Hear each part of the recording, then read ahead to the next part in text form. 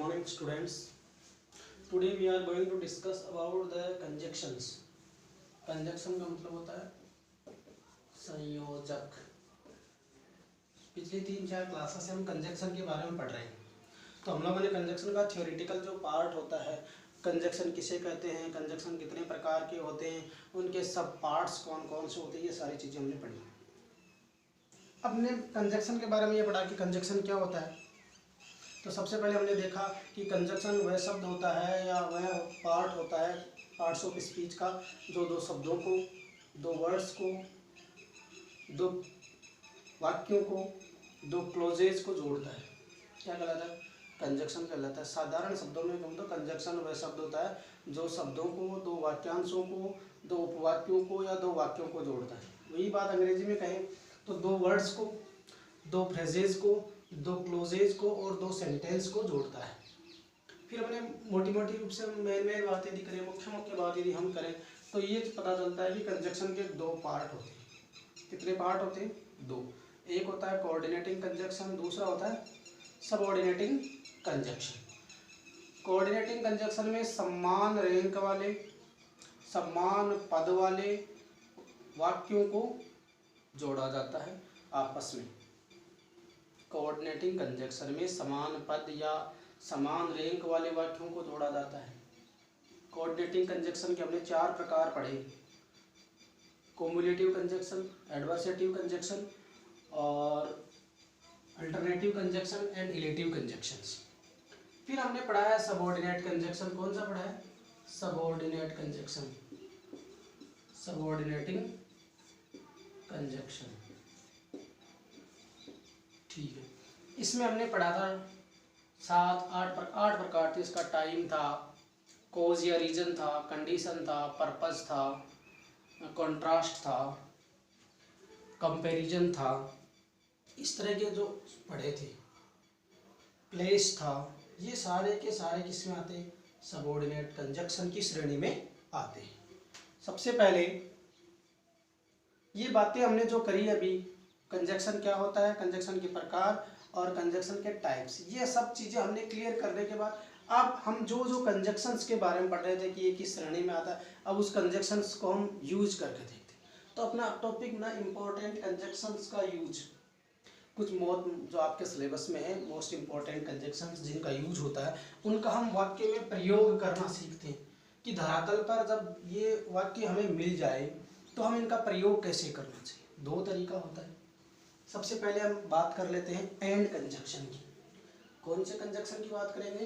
And का अर्थ। सबसे पहले तो किसी चीज़ का अर्थ जानना होता है। तो एंड कंजक्शन है तो एंड का अर्थ या तो आल्सो से लिया जाता है या इन एडिशन टू से होता है। इन एडिशन टू का मतलब कोई चीज़ अतिरिक्त जोड़नी हो, किसी चीज़ के साथ उसको इन एडिशन टू करना हो।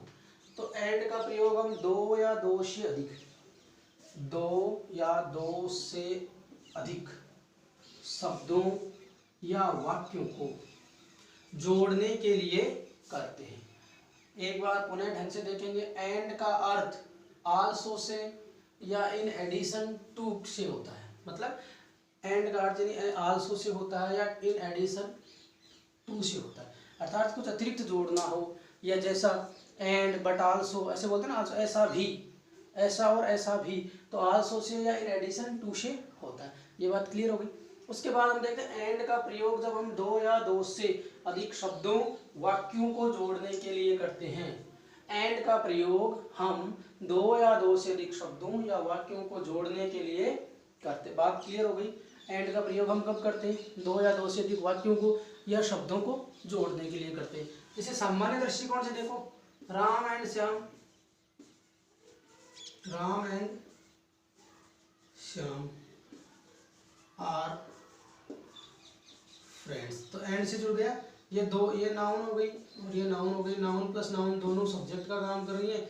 ये सिंगुलर है और ये सिंगुलर मिलकर के प्लूरल हेल्पिंग वर्ब का यूज हो रहा है। तो ये भी एंड का यूज हो रहा है।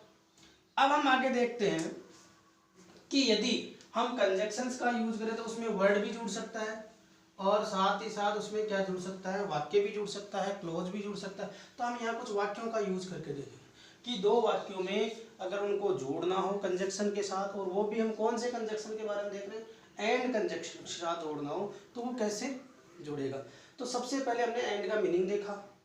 एंड का अर्थ आल्सो से या इन एडिशन टू से होता है, और एंड का प्रयोग हम दो या दो से अधिक, एंड का प्रयोग हम दो या दो से अधिक शब्दों या वाक्यों को जोड़ने के लिए करते हैं। जब दो शब्द हमारे पास हो, जब दो सेंटेंसेस हमारे पास हो, उनको आपस में हम कनेक्ट करना चाहिए, जोड़ना चाहिए, तब इसका प्रयोग। इसका दो तरीके से प्रयोग हो सकता है। पहले हम ए वाले के बारे में, जब दो वाक्यों के सब्जेक्ट समान हो या फिर दो वाक्यों के सब्जेक्ट असमान हो। या तो सब्जेक्ट समान होंगे या सब्जेक्ट असमान होंगे। असमान होने का मतलब बाकी जो पार्ट होगा वो समान होगा।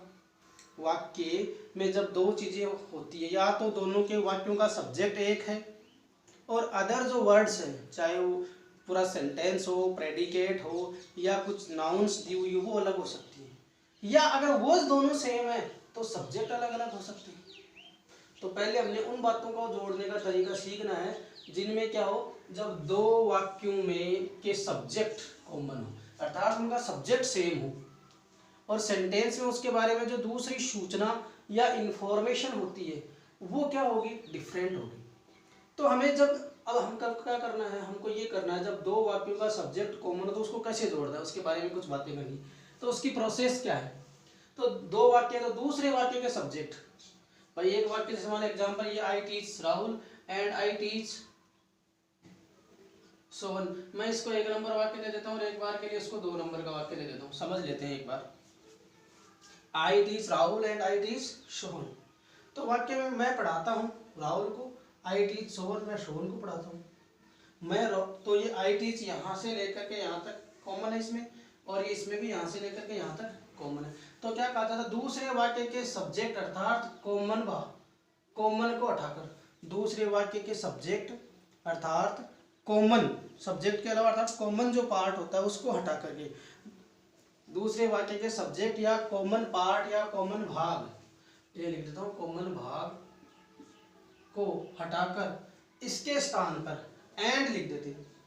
क्या लिख देते, जो चीज हटाएंगे उसकी जगह क्या लिख देंगे, एंड लिख देंगे, क्योंकि हमें जोड़ना क्या है, एंड ही तो जोड़ना है। दूसरे वाक्य के शेष भाग को झुका तो लिख देते। अब दो में जो कॉमन था, हम कोई भी चीज रिपीट नहीं कर सकते। यदि हमें वाक्य को सारगर्भित बनाना है, उसको सही तरीके से मीनिंग निकालना है, तो जो चीजें उसमें रिपीट हो रही उसको हटाना है। तो जैसे मान लो मैंने कहा आई टीच राहुल, आई टीच सोहन। अब मैंने कहा मैं राहुल को भी पढ़ाता हूँ और सोहन को भी पढ़ाता हूँ। तो मैंने एक तो कहा आई टीच राहुल, मैं राहुल को पढ़ाता हूँ, आई टीच सोहन, मैं सोहन को पढ़ाता हूँ। अगर मुझे यही बात दोनों को एक साथ करनी तो मैं राहुल और सोहन को पढ़ाता हूँ, आई टीच राहुल एंड सोहन। नीचे जैसे एग्जाम्पल क्या हुआ, आई टीच राहुल एंड सोहन। ये इसका सॉल्यूशन हो गया। ये सॉल्यूशन हुआ कैसे, समझने वाली बात यह है कि ये जो एग्जाम्पल मैंने यहाँ प्रेजेंट किया है, जो एग्जाम्पल मैंने यहाँ लिखा है, उस एग्जाम्पल को हम समझते हैं। तो देखो, दूसरे वाक्य के सब्जेक्ट अर्थात I teach you, I teach you, तो पहले वाक्य का सब्जेक्ट है उसको, तो दूसरे वाक्य के सब्जेक्ट या कॉमन भाग को, पहले में आई टीच है, इसमें भी आई टीच है, को हटाकर, तो मान लो ये लिख लेते हैं आई टीच राहुल, फिर दूसरे भाग में ये जो कॉमन था इसको हटा देंगे, तो मैंने लिखा आई टीच राहुल, पूरा का पूरा सेंटेंस कंप्लीट आ गया। दूसरे भाग को जो कॉमन पार्ट था, जैसे मान लो ये कॉमन पार्ट है, इस कॉमन पार्ट को हटाकर उसकी जगह हमने क्या लिख दिया, एंड लिख दिया। तो हमने क्या लिखा, दूसरे वाक्य के शेष भाग को जू का तू लिख देते। क्या करेंगे, कॉमन भाग को हटाकर इसके स्थान पर एंड लिख देंगे, इसको हटाया उसकी जगह क्या लिख दिया, एंड लिख दिया। फिर दूसरे वाक्य के शेष भाग को जू का तू लिख देंगे। अब दूसरे वाक्य में ये आई टीच हट गया तो क्या बच गया, सोवन, तो सोवन को यहाँ ऐसा कैसा लिख देंगे। बात क्लियर हुई होगी, थोड़ी बहुत नहीं हुई तो दोबारा देख लो, बहुत बारीक सा रूल है, बहुत सिंपल है। हमारे पास दो सेंटेंस, एक सेंटेंस है आई teach Rahul and I teach Sohan. मैं राहुल को पढ़ाता हूँ एंड आई टीच सोहन, मैं सोहन को पढ़ाता हूँ। दो अलग अलग वाक्य, इसमें सब्जेक्ट और वर्ब सेम है, इसमें भी सब्जेक्ट और वर्ब सेम है। अब हमें करना क्या है, हमारा मकसद ये है कि जब दो वाक्यों में सब्जेक्ट कॉमन हो, तो इस वाक्य में कॉमन आई सब्जेक्ट और इधर भी आई, तो सब्जेक्ट कॉमन है। पहली बात तो हमने जो टॉपिक डाला है वो उसकी शर्त पूरी हो रही है। Is that clear? अगर ये शर्त पूरी हो रही है तो हम इसको प्रोसेस, इसकी प्रोसेस क्या है, प्रक्रिया क्या है इसकी, कैसे करना है, ये प्रक्रिया या प्रोसेस क्या है इसकी। देखो दूसरे वाक्य, ये पहला वाक्य, दूसरा तो हमने लिखा दूसरे वाक्य के सब्जेक्ट अर्थात कॉमन भाग को, ये तो सब्जेक्ट आ गया, सब्जेक्ट के अलावा वर्ब भी कॉमन है, कई बार वर्ब कॉमन नहीं भी हो, तो हमने लिखा दूसरे वाक्य के सब्जेक्ट अर्थात कॉमन भाग, या तो सब्जेक्ट कई बार अकेला भी कॉमन हो सकता है, सब्जेक्ट के बाद वर्ब भी कॉमन हो सकती है। तो कॉमन भाग को हटाकर पहले वाक्य में कोई परिवर्तन नहीं होगा, दूसरे वाक्य में आई टी जो इसमें मिल रहा है उसको हटाकर उसकी जगह हम क्या लिख देंगे, एंड कंजक्शन का यूज कर देंगे।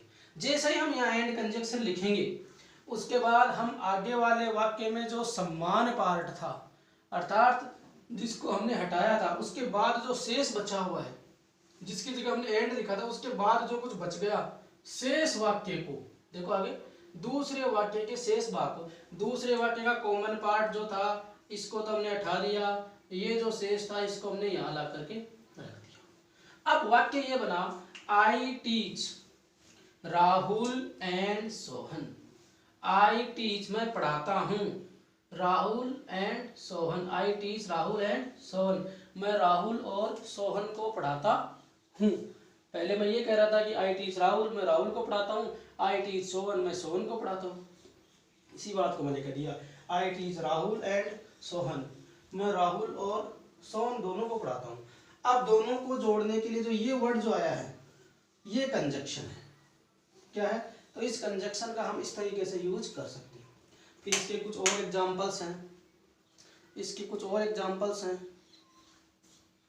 अब देखना, ही came to me, he came to मी, पहला वाक्य कंप्लीट हो गया। हमारा सर तो ये कह रहा है कि पहला वाक्य जब कंप्लीट हो जाता है तो इसका हमने एक पैटर्न बनाया था ऊपर, ये जो सब लिखा एग्जांपल तो आपने समझ लिया।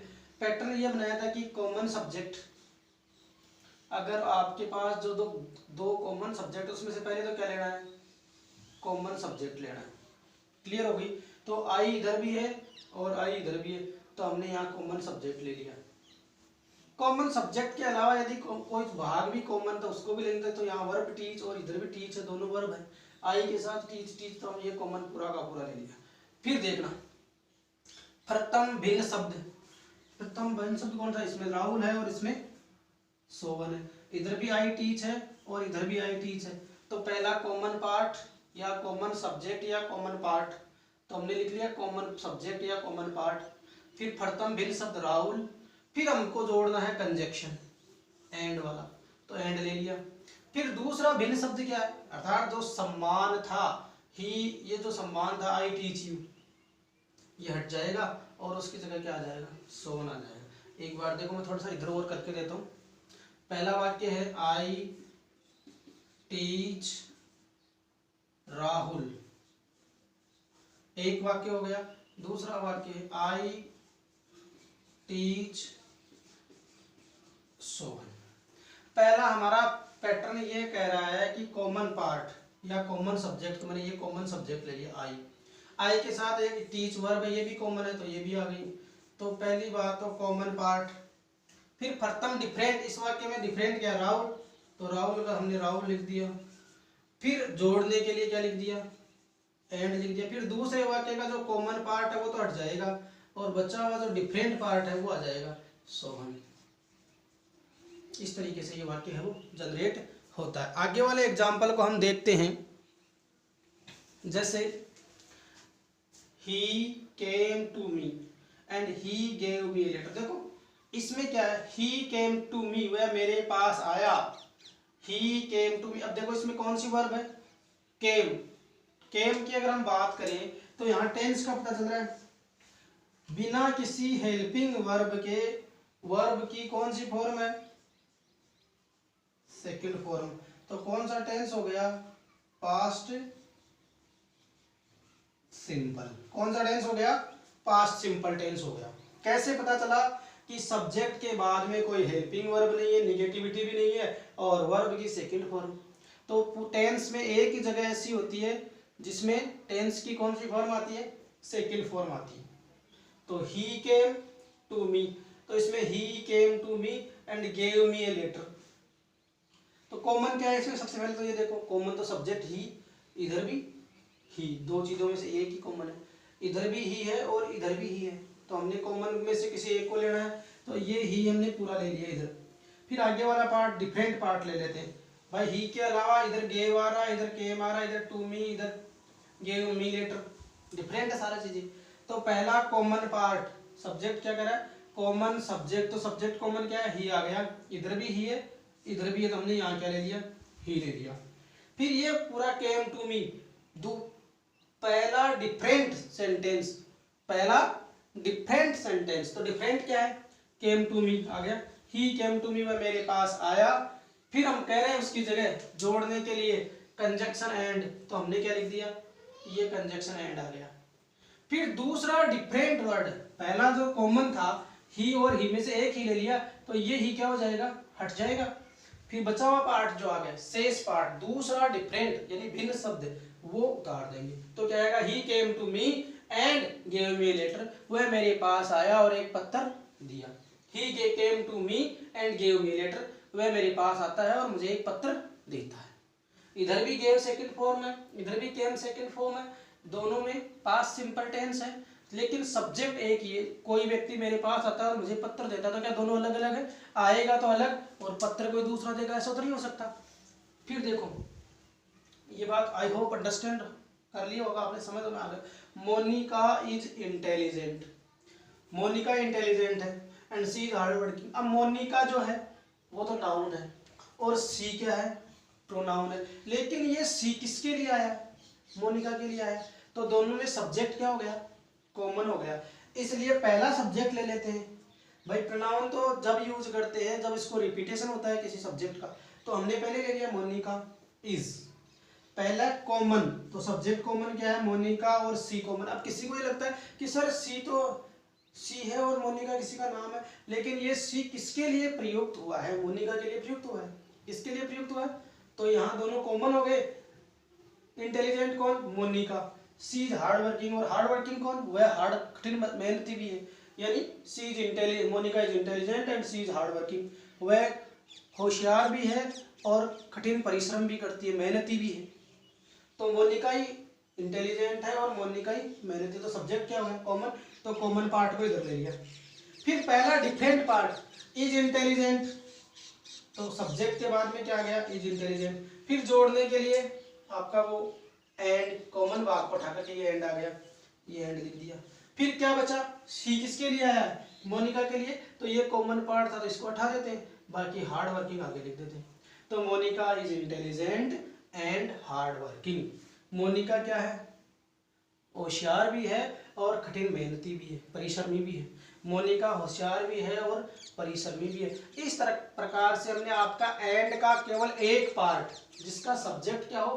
कॉमन हो, उसका प्रयोग करना सीखा है। आप इस तरह के 10 वाक्य 5 वाक्य का प्रयोग करके बनाइएगा, और उसके बाद में आगे हम पढ़ेंगे जब 2 वाक्यों के सब्जेक्ट असमान हो, बी पार्ट पढ़ेंगे इसका नेक्स्ट क्लास में। Thank you very much.